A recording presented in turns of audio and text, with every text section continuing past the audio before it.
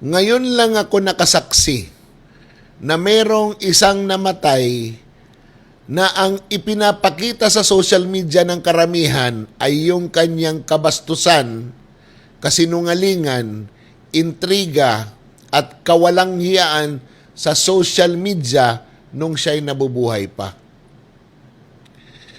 Alam nyo, masakit yan sa mga malalapit doon sa namatay. Pero kailangan nilang tanggapin dahil yan ang katotohanan ng kanyang mga ginawa nung siya pa ay nabubuhay. Hindi naman natin maitatatwa yan dahil nakatatak na yan dito sa social media. Andyan na yan. Mahirap nang burahin yan. Yung kanyang pagmumura, pagbabalahura, pambabastos at pangwawalang hiya sa mga taong iniisip niyang kalaban ng amo niya. Yun ang masakit na katotohanan para sa mga pamilya ng namatay na si Alicia Lipata. Ako, hindi naman ako pwedeng maging hipokrito. Di ba? Talagang hindi ko gusto yung kanyang style ng vlogging. It was never informative. It was never helpful to shape the opinion of the public. It was meant to ridicule and insult people.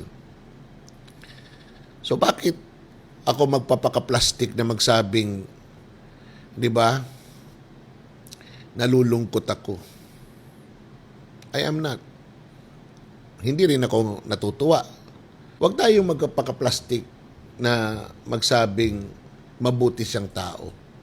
She was not. Di ba? My emotions are clear. May namatay. But the way she lived her life, parang mas maganda siguro na nandun na siya para hindi na madagdagan ang kanyang mga kasalanan. Pero one thing is clear now. Hate begets hate. Di ba? And kung inaakusahan nyo na DDS ang gumawa ng karahasan na yon, pag-isipan nyo mabuti.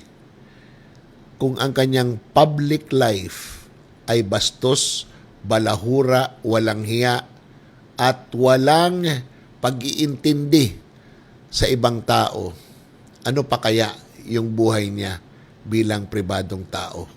Ano pa kaya ang buhay niya bilang isang negosyante? Ano pa kaya ang buhay niya sa kanyang pakikipagkapwa-tao? Tanong lang yan para mailagay natin sa tama ang mga iniisip nyo at mga bintang ninyo sa ibang tao.